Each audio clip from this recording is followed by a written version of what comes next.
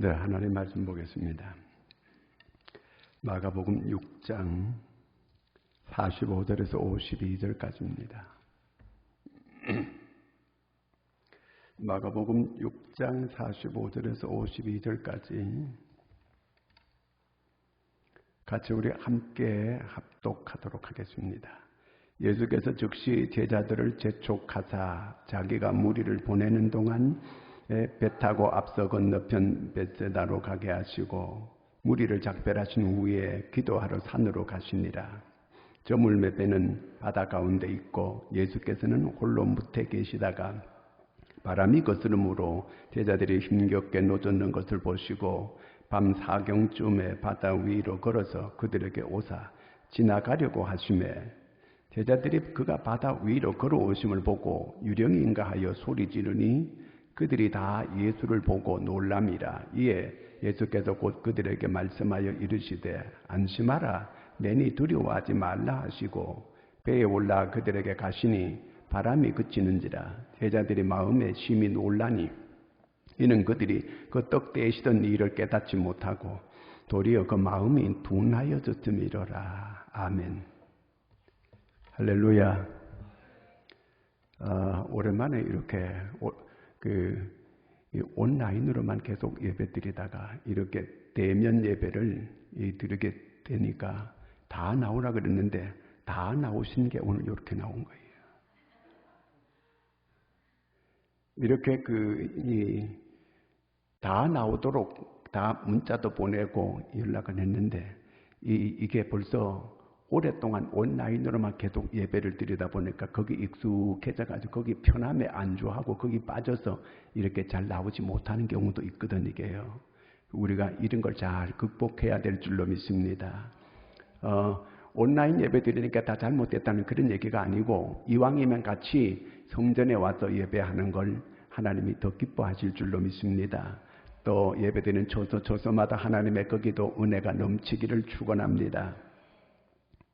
사람이 살다 보면은 언제 어떤 일을 만날지 우리가 잘 몰라 이게요.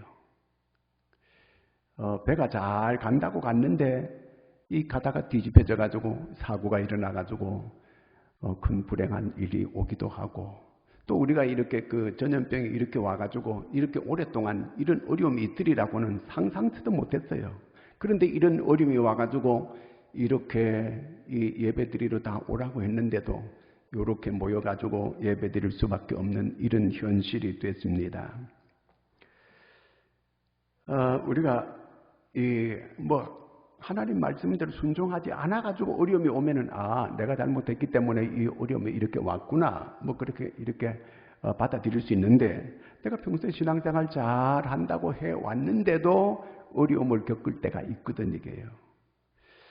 자, 성경에 보면은 그 믿음의 조상 아브라함이 바로 그와 같은 경우가 있었거든 이게요. 그가 자기 고향 갈대아 우르에서 잘 살고 있었어요. 그런데 하나님께서 그를 하나님이 불렀어요. 그러면서 뭐라고 말씀하시느냐 하면은 창세기 12장 1절 2절 시작. 여호와께서 아브라함에게 이르시되 너는 너의 고향과 친척과 아버지의 집을 떠나 내가 네게 보여줄 땅으로 가라. 내가 너로 큰 민족을 이루고 네게 복을 주어 내 이름을 장대하게 하리니 너는 복이 될지라. 하나님께서 아브라함에게 네 고향 떠나라. 그러면 내가 큰 민족을 이루어주고 내 이름을 장대하게 해주고 네가 복의 근원이 되게 이렇게 만들어주겠다. 이렇게 했어요. 그래서 아브라함이 하나님 말씀 듣고 순종해서 고향을 떠났어요. 떠나가지고 가라는 대로 계속 가서 가나안 땅까지 왔습니다. 와보니까 거기에 아브라함을 이렇게 환영한다는 현수막 한 개도 없고 거기 이미 오니까 거기 원주민들이 살고 있는 거예요. 그 사람들이 이상한 눈초리로 이렇게 아브라함을 보는 거예요. 그래서 이제 거기에 엉두주막에 이렇게 사는데 거기 살아갈 수가 없는 거예요. 왜냐하면 창세기 12장 10절을 있습니다. 그 땅에 기근이 들었으므로 아브라함이 애굽에 거류하려고 그리로 내려갔더니 이는 그 땅에 기근이 심하였습니다. 기근이 있어가지고 도대체 살아갈 수가 없는 거예요, 거기에. 아니, 하나님이 편하게 고향에서 잘 사는 사람을 왜 집을 떠나라고 하면서 아니 3가지 큰 이렇게 복을 약속해 주어서 믿고 떠났는데 오면 거기가 저 푸른 초원이 있고 거기에 뭐 양떼들이 있고 쉴만한 물가가 있고 뭐 일이 잘 되고 형통하고 번창하고 뭐 이렇게 돼야 이게 얘기가 되잖아요. 그런데 그러기는커녕 오히려 기근이 있어가지고 사람이 발붙이고 살 수가 없어서 애굽으로 이렇게 나일강가에 가면은 거기는 이렇게 잘 먹고 잘 잘 수 있을 거라 생각해가지고 그쪽으로 피난을 가게 되는 이런 어처구니 없는 일이 이 아브라함에게 일어났다는 겁니다. 그런데 이와 비슷하게 오늘 말씀도 바로 그런 내용이에요. 오늘 말씀은 이 예수님 제자들이 그 오병이어의 기적을 경험했어요. 떡 5개 물고기 2마리로 5,000명 남자 장정이 먹고 12강주리가 남는 이런 기적이에요. 스케일 면에서도 어마어마한 거예요. 여러분 남자 5,000명이지 거기 여자하고 아이까지 합치면 2만 명이 될 수 있는 거예요. 이렇게 많은 어마어마한 많은 숫자에 떡 5개 물고기 2마리로 다 먹고 12강주리가 남았다는 거예요. 어마어마한 기적이잖아요. 스케일 면에서 대단한 거예요.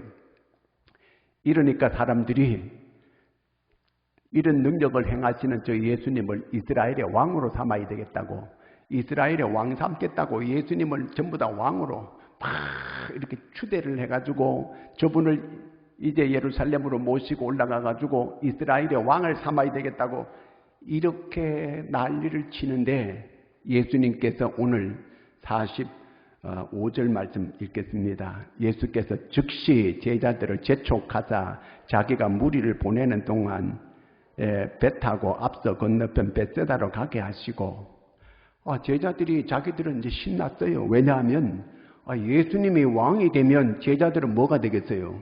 뭐 다 장관도 할 수 있고 뭐가 이 뱃을 해도 단단히 아주 감투를 쓰게 생겼거든. 이게 얼마나 기분이 좋겠어요. 제자들은요 모두가 붕 들떠가지고 있는데 예수님께서 빨리 즉시 배 타고 건너편으로 가라 이렇게 명령을 내리는 거예요. 그래가지고 제자들은 기분 좋으니까 뭐 배 타고 가라니까 배 탔지. 이제요 배 타고 가는데 얼마나 이 사람들이 설레겠어요. 이제 야 우리 팔자 폈다. 이제 우리 예수님 잘 만나가지고 우리 앞길이 이제 훤하다. 이제는 우리가 출세를 하게 생겼다. 이제 우리는 앞으로 앞날이 걱정 없다. 이제 우리는 감투를 큰 감투를 쓰게 될 것이고 벼슬도 보통 벼슬이 아니고 왕이면 예수님 오른쪽 왼쪽 이렇게 앉게 될 것이고 자기들 앞날은 이제 완전히 대로가 열렸다. 이렇게 생각을 하고 배 타고 가면서 서로 주거니 받거니 설레는 마음을 가지고 이렇게 얘기했을 거 아니에요. 그렇잖아요. 그런데 웬걸 배 타고 가는데 풍랑이 일어나는데 엄청나게 큰 풍랑이 계속 일어나는 거예요. 48절을 같이 읽습니다. 바람이 거스름으로 제자들이 힘겹게 노젓는 것을 보시고 밤 4경쯤에 바다 위로 걸어서 그들에게 오사 지나가려고 하시매, 바람이 거스르는데 제자들이 힘겹게 노젓는 것을 보시고 예수님께서 다 보시고 계셨다. 그 얘기예요. 보신다는 얘기는 안다는 얘기고 이미 예수님은 이들이 이 풍랑 만나가지고 지금 어려움을 겪고 있다고 하는 걸 예수님이 보시고 아시고 다 알고 있다는 그 얘기거든요. 여러분 우리가 지금 코로나 만나가지고 전염병으로 이렇게 어려움을 겪고 경제가 어렵고 가정이 어렵고 모든 어려움을 예수님이 다 알고 있습니다. 그렇게 믿으세요. 다 알고 있어요. 예수님께서 다 알고 있어요. 그러면 여기서 제가 좀 의심이 드는 게 뭐냐 하면 예수님께서 이 바다에 풍랑이 일어날 걸 예수님이 아셨을까요? 모르셨을까요? 풍랑이 일어나기 전에 알고 있었을까요? 아니면 풍랑 일어난 이후에 예수님께서 보시고 아셨을까요? 풍랑 일어나기 전부터 예수님이 다 알고 계셨다는 얘기거든요. 그러면 예수님께서 풍랑 속으로 배를 집어 넣어가지고 들이밀었다는 그 얘기 아니에요? 그러면 예수님이 공범이 되는 거예요. 그렇잖아요. 아니, 풍랑이 일어났는데, 아니, 그 있을 걸 미리 아시고 그렇게 배 타고 그렇게 빨리 가라고 재촉했으면, 그러면 예수님 잘못 아니요? 예수님께서 그렇게 배 타고 그 고통 속으로, 고난 속으로, 풍랑 속으로 제자들을 집어넣었다는 그 얘기 아니에요. 자, 예수님께서 이렇게 풍랑 속으로 집어넣었어요. 왜 그러면 이렇게 그 아시면서 풍랑이 일어날 걸 아시면서 고통 속으로 집어넣느냐 그 얘기예요. 요나가 배 타고 갈 때에 그 요나가 하나님께서 너는 니느웨에 가가지고 네 미션을 행하라 이렇게 보냈어요. 그런데 요나는 니느웨로 가기 싫은 거예요. 왜? 니느웨는 다 망해야 되고 니느웨는 다 죽어야 돼. 그렇기 때문에 요나하고는 원수간이거든요. 그래서 요나가 가라는 대로 안 가고 마침 항구에 나가보니까 다시스로 가는 배가 있어요. 그걸 배 타고 하나님 말씀 불순종하고 배를 타니까 마음이 안 편해가지고 배 밑바닥에 가가지고 굴굴 잠이 들었어요. 그런데 웬걸 바다에 풍랑이 어마어마하게 일어나는 거예요. 멀쩡한 바다가 세상에 이 배가 나가니까 큰 풍랑이 나니까 배 안에 있던 모든 이 좋은 물건들을 바깥에 다 바다에 집어 던지는 거예요. 왜? 배를 가볍게 해야 되거든요. 그래야 안 처박히거든요. 그래서 모든 배 안에 있는 물건들을 바깥에 다 집어 던지고 그래도 풍랑이 안 잔잔해지는 거예요. 아무래도 틀림없이 여기 큰 죄를 지은 사람이 배 안에 탔나 보다. 그래서 자기들끼리 제비를 뽑아가지고 하는데 요나가 걸린 거예요. 요나가 나를 바다에 던지시오. 요나를 바다에 집어 던지게 되니까 바다가 잔잔해지게 되는 거예요. 요나 때문에 풍랑이 일어났어요. 요나가 누구예요? 나요. 나 때문에 풍랑이 났다. 그 얘기는 풍랑이 막 일어났어요.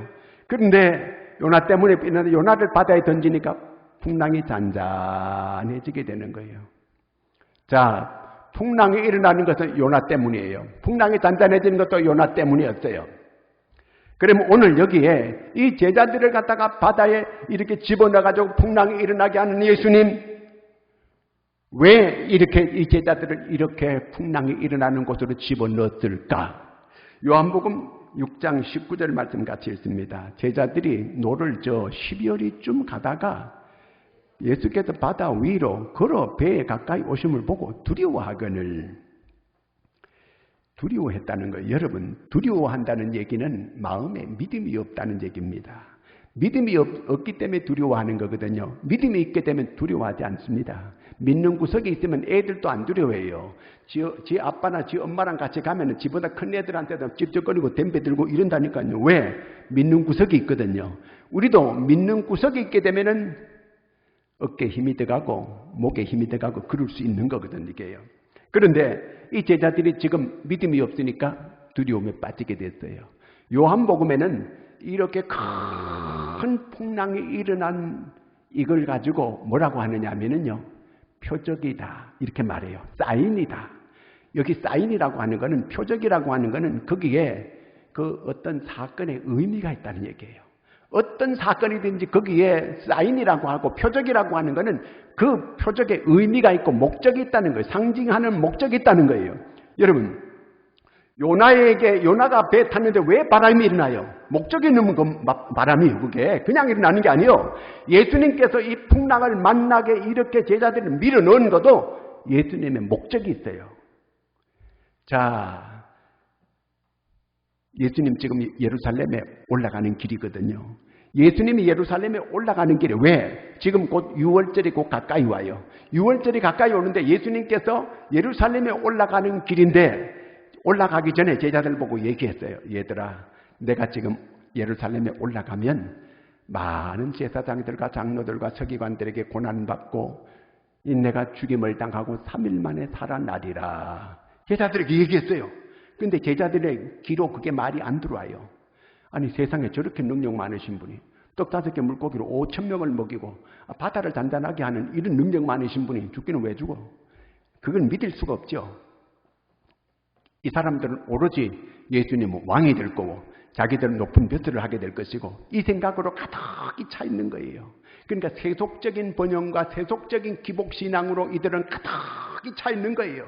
오로지 그저 이들은 성공하고 출세하고 잘 먹고 잘 사는 여기에 목적이 있는 거예요. 지금 예수님께서 예루살렘에 올라가서 만백성의 죄를 대신 짊어지시고 십자가 지시고 죽으시고 부활하는 이 엄청난 이 구속의 역사를 이루시기를 원하는 예수님인데, 이 제자들은 세상적인 생각으로만 가득 차 있고 세상적인 출세로만 가득 차 있고 세상적인 성공 이걸로 가득 차 있는 거예요. 이걸 예수님께서 새롭게 주고자 하는 목적이 있는 거예요.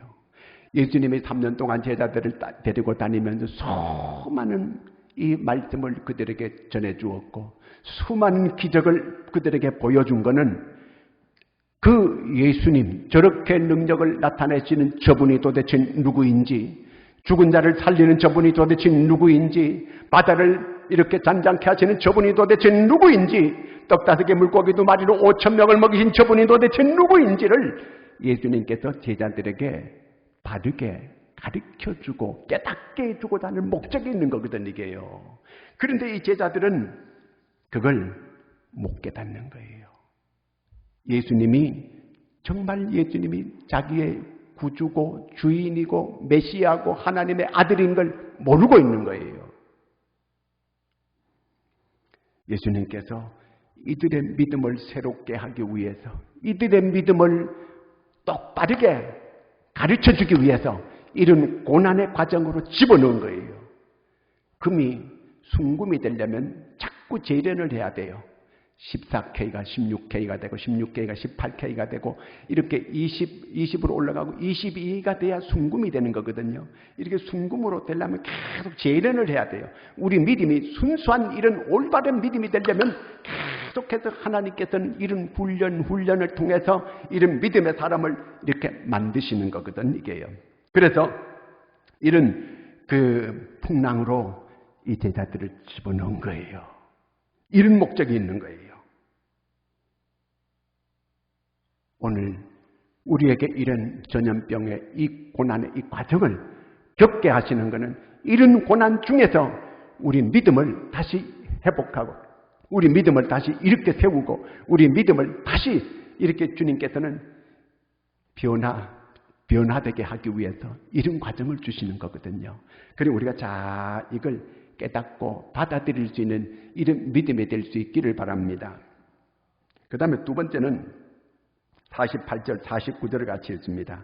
바람이 거스름으로 제자들이 힘겹게 놓쳤는 걸 보시고 밤 4경쯤에 바다 위로 걸어서 그들에게 오사 지나가려고 하시매, 제자들이 그가 바다 위로 걸어오심을 보고 유령인가 하여 소리 지르니, 자, 이게 지금 제자들이 그 물결 때문에 어려움 당하는 걸 예수님이 다 아시고 보시고 이제 제자들에게 오시는 거예요. 어떻게 오세요? 바다 위로 걸어서 오시는 거예요. 바다 위로 걸어서 풍랑이 크게 일어나는 그 풍랑을 발로 찌밟고 이렇게 오시는 거예요. 예수님은 모든 문제를 찌밟을 수 있는 그런 분이에요. 여러분, 우리 하나님의 사람들은 모든 문제를 발로 밟을 수 있는 그런 은혜가 있는 줄로 믿으시기 바랍니다. 우리는 하나님의 사람은 그런 사람들이에요. 제자들에게 예수님께서 오시는데 물 위로 걸어서 오시는 거예요. 그런데 언제 오세요? 언제? 지금 제자들이 이 초저녁에 오병이의 기적을 일으키고 난 다음에 막 제자들이 빨리 배 타고 예수님께서 가라고 하니까 떠났어요. 그때부터 바다 물결 가운데 그들이 큰 고통을 당하는데 무려 새벽 4경에 오는 거예요. 4경이라고 하는 건 죽을 지경이 되는 걸 4경이라 그러잖아요. 여기서는 그게 아니고 저녁 시간을, 밤 시간을 이렇게 4등분으로 나누었어요. 6시부터 9시까지가 1경이에요. 1경.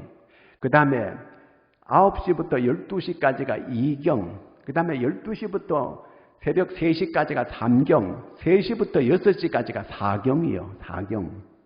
그래서 사경에 왔다는 얘기는 이제 새벽 한 5시나 6시나 이럴 때 왔다 그 얘기예요. 그러니까 저녁 시간 6시부터 이 새벽 6시까지 하면 거의 12시간이에요. 12시간.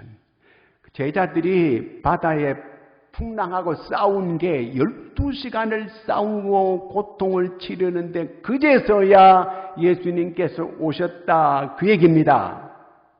왜 예수님은 이 고난받는 걸 아시면서 보시면서 진작 빨리 오시지 이렇게까지 늦게 오실 수 있습니까? 우리나라 사람들은 속 터져 다 죽어요. 그러면 우리나라 사람은 커피를 자판기에 뽑을 때도 손 딱 집어넣고 그거 뜨거운 물이 막 흘러내릴 때 막 거기 막 튀어가지고 그거 데워도 그냥 계속 붙잡고 그냥 다 흐르기도 전에 끄집어내버려. 그래가지고 막 그냥 후불어 얼른 마셔버려요. 우리는 사탕을 먹어도 그냥 입 딱 들어가면 무적무적 씹어가지고 그냥 얼른 먹는데 외국 사람들은 전부 다 싹 빨아서 먹잖아요. 우리는 그냥 와작와작 씹어 먹잖아요. 성질이 급하니까 그렇게 먹는 거예요. 그 다음에 우리는 그저 핫도그 뭐 이렇게 그 아이스크림 있잖아요. 그거요. 그 먹을 때도 우리나라 사람은 확 대가지고 그냥 땅막 삭혀요. 막 팍팍 씹어가지고 이렇게 물어가지고 막 이렇게 삼키다가 막 목에 걸려가지고 뻘떡증이 걸려가지고 막 헥헥거리기도 하고 외국 사람은 전부 다 핥아서 천천히 빨아먹어 이거예요. 우리는 성질이 급해가지고 그렇게 못 먹거든요. 이거예요. 이렇게 성질 급한 사람들에게 예수님이 거의 제자들이 숨 넘어갈 지경이 되니까 그때 예수님이 오시는 거예요. 좀 빨리 오시면 얼마나 좋겠어요. 이 코로나가 지금 이렇게 된 지 이게 얼마나 오래됐습니까?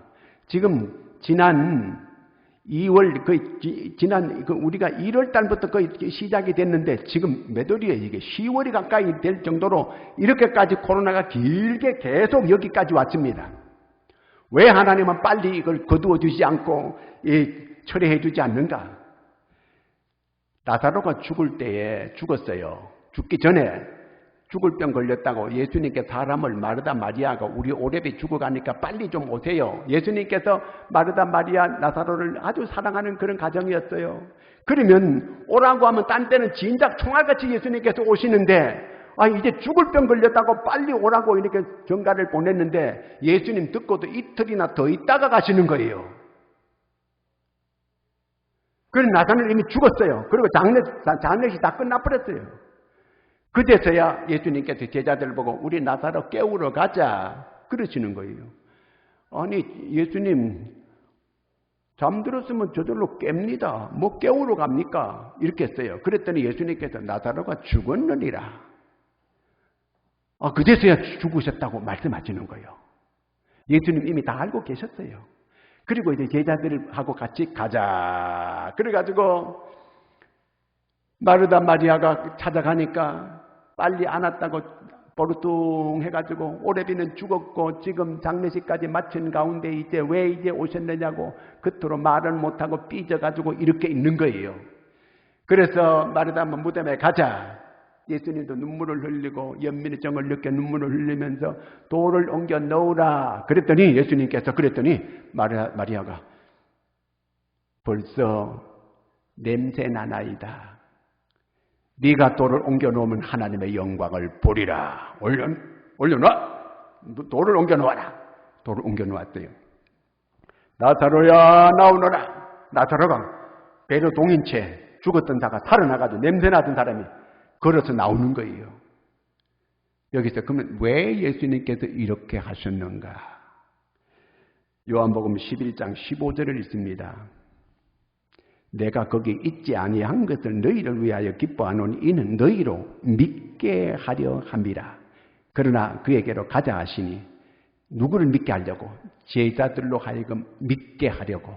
이렇게 무덤에 묻힌 자를 냄새나는 자를 살아나게 하고 무덤에서 걸어 나오게 하는 도대체 이분이 누군가를 믿게 하려고 예수 그리스도가 메시아임을 우리의 구원자 되시는 그분임을 믿게 하려고 예수님께서 이렇게 하셨다는 거예요. 그러면 오늘 이 코로나 바이러스를 통하여 하나님께서 우리로 하여금 더욱 믿음을 갖게 하기 위해서 믿음을 올바른 알곡들을 하나님께서 줄이기 위하여 이런 과정들을 있게 하신다는 거예요.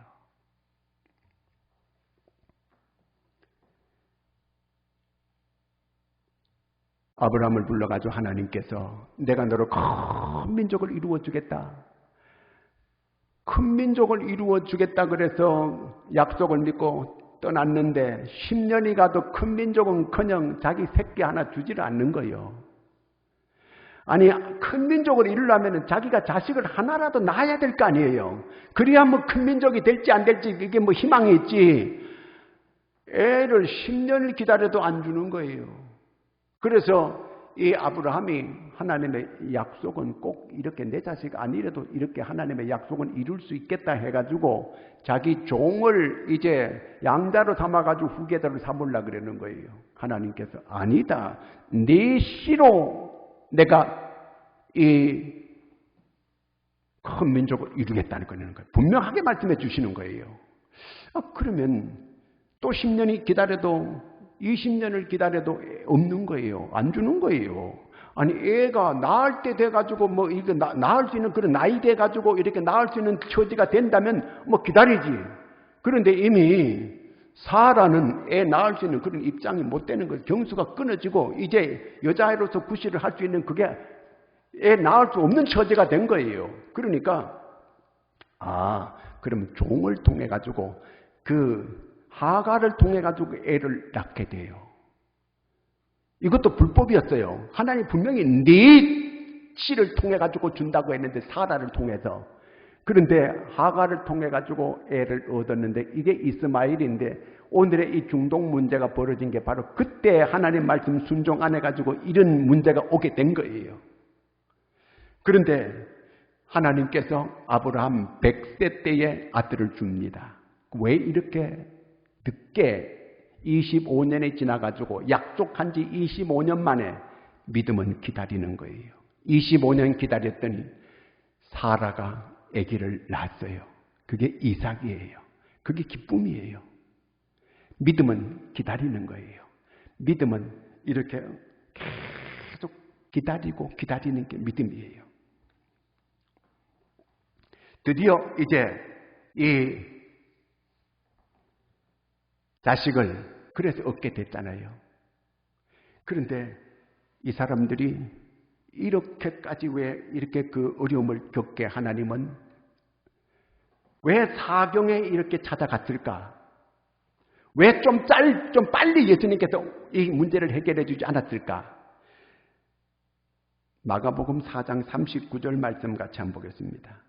예수께서 깨어 바람을 꾸짖으시며 바다더러 이르시되 잠잠하라 고요하라 하시니 바람이 그치고 아주 잔잔하여지더라.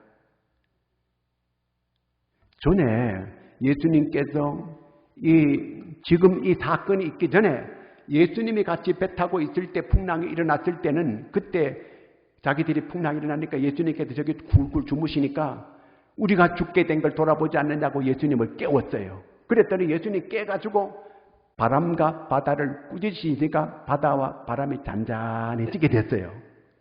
그러면 이 사람들이 전에 같이 이런 수업을 했어요.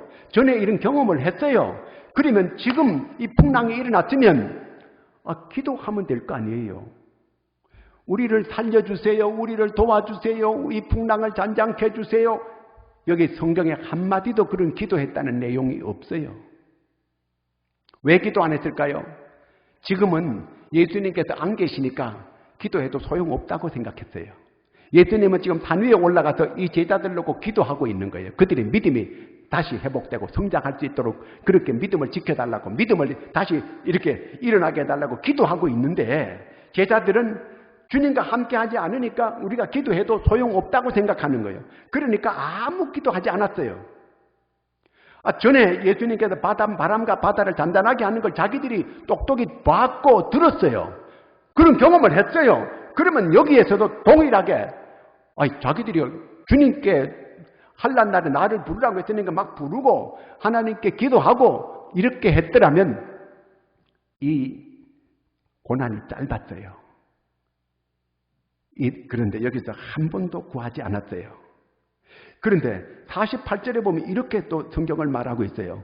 바람이 거스름으로 제자들이 힘겹게 놓쳤는 것을 보시고 밤 4경쯤에 바다 위로 걸어서 그들에게 오사 지나가려고 하시매 지나가려고 했어요. 주님께서 오셔서 지나가려고 해요. 아니 왔으면 도와주셔야지. 어떻게 왜 지나가려고 합니까? 그래도 가까이 왔어도 주님께 도와달라고 구하지 않으니까 그들의 믿음을 시험해 본 거예요. 이들이 고난이 이렇게 길었던 것은 주님 앞에 주님을 주님으로 인정도 하지 않고 주님이 구세주라고 하는 것도 모르고 구원자라고 하는 걸 아직도 이들이 깨닫지 못하고 알지 못했던 거예요. 그랬기 때문에 그들이 구하지도 않았고 기도하지도 않았고 그래서 어려움을 계속 겪을 수밖에 없는 그런 처지가 됐다. 그 말입니다. 그래서 우리가 모든 고난이 짧아지려면 하나님을 더 가까이 하고 하나님의 이름을 부르고 주님을 더 의지하고 주님을 더 믿는 이런 믿음이 되면 짧아지게 될 줄로 믿으시기 바랍니다. 그 다음에는 예수님께서 이제 드디어 오셨어요. 오셔서 이들을 만나 주셨어요. 이들을 만나 주시고 주님께서 뭐라고 말씀하시느냐 하면요. 안심하라. 그래요. 안심하라. 49절 말씀 같이 읽습니다. 제자들이 그가 바다 위로 걸어오심을 보고 유령인가 하여 소리 지르니 처음에는 예수님께서 가까이 왔는데 유령이라는 거예요. 우리말로 도깨비라 그러면 그 말이에요. 도깨비 아니냐? 이렇게 예수님을 아니 3년 동안 예수님을 같이 다녔던 사람들인데 예수님을 그래도 그렇지 어떻게 도깨비라고 할 수 있어요? 이 제자들이 이게 정신 나간 사람들이 이 사람들이 바다에 오랫동안 이게 헤매더니만 눈이 제대로 안 보였는지 예수님을 보고 유령이라 귀신이라는 거예요. 아유 예수님이 참 너무 이게 참 한심했을 것 같아요. 예수님 50절 말씀 있습니다. 그들이 다 예수를 보고 놀람이라 이에 예수께서 곧 그들에게 말씀하여 이르시되 안심하라 내니 두려워하지 말라 하시고 예수님께서 그냥 아직도 바다에 풍랑이 계속 되고 있는데 예수님이 뭐라고 말씀하시냐면요. 안심하라. 내니 나다 나. 귀신 아니고 내가 예수다 예수. 자기 엄마 아빠가 저녁 늦게 왔어요. 애들이 막 겁이 잔뜩 질려가 있는데 엄마 아빠 오는 소리가 막 들려요. 그래가지고 애들이 귀신인가 보다 귀신인가 보다 그러면 야 이놈의 새끼들. 지 아빠를 보고 뭐 귀신? 그럴 거 아니겠어요? 귀신이라는 거예요. 예수님께서 안심하라. 내니 나다. 그 말이거든요. 나다. 귀신 아니야. 나야. 두려워하지 말라. 너무 두렵다 보니까 눈에 헛것이 보였는지 그렇게 하는 거예요. 오늘 주님께서 우리에게 고난당하는 우리에게 안심하라고 말씀하시는 거예요. 신앙이라고 하는 건 안심하는 거예요. 내일에 대해서 안심하는 거예요. 염려하지 않는 거예요. 편안하게 안심하는 거예요. 두려워하는 게 아니에요. 51절 같이 배에 올라 그들에게 가시니 바람이 그치는지라 제자들의 마음에 심히 놀라니 이제 예수님께서 같이 배에 탔어요. 배에 올라 그들에게 가시니 바람이 그치는지라 주님이 함께 하니까 바람이 다 그치게 됐다. 그 말이에요. 신앙이 뭐예요? 예수님과 함께 하는 거예요. 여리고성이 무너진 거는 예수님이 함께 하니까 무너졌어요. 아이성에서 왜 실패했어요? 주님이 함께 하지 않으니까 실패했어요. 주님이 함께 하면 반드시 기적이 있어요. 그게 우리 삶에 꼭 주님이 함께 하면 기적이 있는 거예요. 자, 이렇게 놀라운 역사가 있는데 오늘 우리가 어떤 문제든지 예수님 앞에는 문제될 게 아무것도 없어요.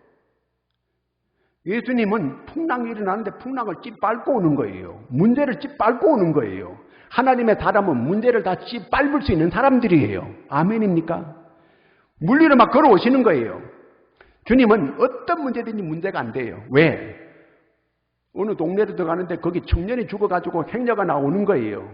행녀를 멈춰가지고 예수님께서 예수님 앞에는 죽은 자도 다 말들어요. 일어나라 그러는 거예요. 청년이 죽었다가 벌떡 일어나는 거예요. 예수님 앞에는 어떤 문제도 문제 안 되는 거예요. 일어나라 그러니까 일어나는 거예요. 나사로는 죽어가 썩어 냄새 나는데 나오라고 나오는 거예요. 10년 된 사람도 죽은 사람 보고 나오라고 나올 수 있는 거예요. 얼마든지 예수님은 그렇게 할 수 있는 분이에요. 예수님은 어떤 문제든지 문제가 안 되는 거예요. 저쪽에서 지난번에 풍랑을 잔잔하게 했으면 여기서도 풍랑을 잔잔하게 할 수 있어요. 저번에 내게 기도 응답해 주었으면 이번에도 기도 응답해 주시는 거예요. 저기서 기적을 나타냈으면 여기도 기적을 나타내는 거예요. 저쪽에서 지금 오병이어의 기적을 행하셨어요. 떡 5개 물고기 2마리로 5,000명을 먹였어요. 그러면 이 풍랑 속에 여기서도 얼마든지 주님께서는 풍랑 문제를 해결할 수 있는 거예요. 저기서 능력을 나타냈으면 여기도 능력을 나타내는 거예요. 이걸 믿어야 되는 거예요. 이런 때일수록 52절 말씀이 있습니다. 이는 그들이 그 떡 떼시던 일을 깨닫지 못하고 도리어 그 마음이 둔하여졌음이라. 마음이 둔해졌어요. 떡 떼시던 거는 이 떡 5개 물고기 2마리로 5,000명 먹이는 그걸 깨닫지 못했어 아직요. 저렇게 능력을 나타내시는 분이 저분이 도대체 누군가 깨닫지 못했어요. 그들이 마음이 둔해졌어요. 마음이 둔해졌다는 것은 메시아를 깨닫지 못했다, 알지 못했다 그 얘기예요. 저분이 하나님의 아들인지 아직도 모른다. 저분이 아직도 우리의 구주라고 하는 건 아직도 모른다. 그 말이에요. 이거 어떻게 하면 좋아 이거요. 이렇게 능력을 많이 보여주고 이렇게 그림으로 다 보여줬는데도 이 눈이 뜨여지질 않는 거예요.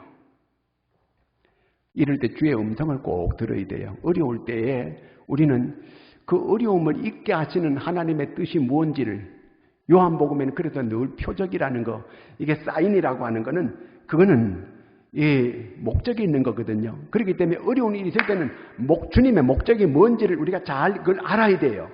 그래서 주의 음성을 꼭 들어야 돼요. 오늘 제자들에게 맨 먼저 풍랑 중에서도 하시는 말씀이 뭐냐면 안심하라. 내니 두려워하지 말라. 주님 말씀해 주잖아요. 사도행전 27장 25절 말씀이 있습니다. 그러므로 여러분이 안심하라. 나는 그대로 되리라고 하나님을 믿노라. 큰 풍랑이 나가지고 보름 동안 해도 달도 뜨지 않는 계속 바람이 불어적히는 이 풍랑 속에서 거기 배 안에 276명이 타고 있었는데 다 이제는 살 소망이 끊어졌다고 생각하는데 거기 죄수 한 사람 이 바울이 일어나가지고 여러분이요 안심하시기 바랍니다. 어젯밤에 하나님께서 내게 말씀해 주었는데 여러분 생명은 아무 지장이 없다고 내게 말씀해 주셨습니다. 나는 하나님께서 하신 말씀대로 그대로 될 줄로 믿습니다. 이렇게 말했어요. 아무 생명에 지장이 없다는 거예요. 오늘 이런 풍랑 중에 이런 고난 중에 우리가 귀가 열려야 돼요. 눈이 뜨여져야 되고 들려져야 돼. 하나님의 말씀이 오늘 하나님께서 안심하라. 내니 두려워하지 말라. 말씀해 주잖아요. 주의 음성을 들어야 돼요. 이 바울이 그 풍랑 많은 그 큰 풍랑 중에 다 죽는다고 살 소망이 없다고 하는데 이 사람이 하나님 말씀 듣고 일어나가지고 안심하라는 거예요. 하나님 말씀 듣는 사람은 안심하는 거예요. 내일에 대해서 안심하는 거예요. 그리고 우리가 이렇게 귀가 좀 열려야 돼요. 그래서 일찍이 기도하던 사람들은 열왕기하 6장 17절 기도하여 이르되 여호와여 원하건대 그의 눈을 열어보게 하옵소서 하니 여호와께서 그 청년의 눈을 여심해 그가 보니 불말과 불병거가 산에 가득하여 엘리사를 둘렀더라. 이 종이 두려워하는데 눈이 안 열리니까 그랬어요. 눈을 열어보니까 하나님의 천군 천사가 딱 진을 친 게 보이니까 안심하게 됐다는 겁니다. 그리고 다윗이 늘 하나님께 기도하던 기도 내용이 뭐냐면 이거예요. 시편 119편 18절 내 눈을 열어서 주의 율법에서 놀라운 것을 보게 하소서. 눈이 열려야 돼요. 영적인 눈이 열려요. 제자들이 마음이 둔하여졌다. 아직도 예수님을 메시아로 알지 못하고 믿지 못하는 것. 마음이 아직도 굳게 닫혀 있다는 얘기예요. 오늘 이 코로나 전염병 때문에 어려운 이러한 때에 하나님께서 이 어려운 중에 하나님을 찾고 하나님을 부르고 하나님을 의지하고 하나님을 더 잘 믿도록 이렇게 하는 하나님의 목적이 있어요. 이런 때일수록 왜 어려움을 이렇게 주나 원망하고 불평하고 그렇게 하면 안 되고 이런 때일수록 우리가 이걸 서로 격려하고 서로 붙잡아주고 서로 이렇게 돌아봐야 돼요. 리빙스턴이라고 하는 사람이 아프리카에 가가지고 16년간 아프리카에서 이게 선교를 했어요. 선교를 하는데 거기에 16년 있다가 이제 영국 와가지고 대학교에서 강의를 했어요. 그럴 때 학생이 물어봤어요. 왜 16년 동안 그 고독하게 그렇게 가서 고통 중에 이렇게 이 선교 생활을 이렇게 했냐고, 어떻게 그걸 이겨낼 수 있었느냐고. 그럴 때 요한복음 14장 18절 말씀, 내가 너희를 고아와 같이 버려두지 아니하고 너희에게로 오리라. 하나님께서 고아와 같이 자기를 버려두지 않았다는 거예요. 절대로 우리를 고아와 같이 버려두지 않는다는 것. 그 다음에 두 번째는 마태복음 28장, 내가 너희에게 분부한 모든 걸 가르쳐 지키게 하라. 볼지어다 내가 세상 끝날까지 너희와 항상 함께 있으리라 하시니라. 주님이 세상 끝날까지 함께 한다는 이 두 가지 약속을 꼭 붙잡고 모든 걸 이겨낼 수 있었다고 이렇게 얘기했습니다. 우리를 고아와 같이 버려두지 않아요. 그리고 우리와 함께 합니다. 주님이 함께하면 모든 게 다 기적이에요. 다 기적이에요. 그러므로 이 어려운 때 서로 돌아보고 서로 격려하고 서로 사랑으로 이렇게 같이 모든 걸 이겨낼 수 있는 여러분들이 다 되기를 바랍니다. 이 어려울 때는 원망 불평하면 안 돼요. 자, 같이 이 찬양을 같이 부르겠습니다. 왜 나만 겪는 고난이냐고.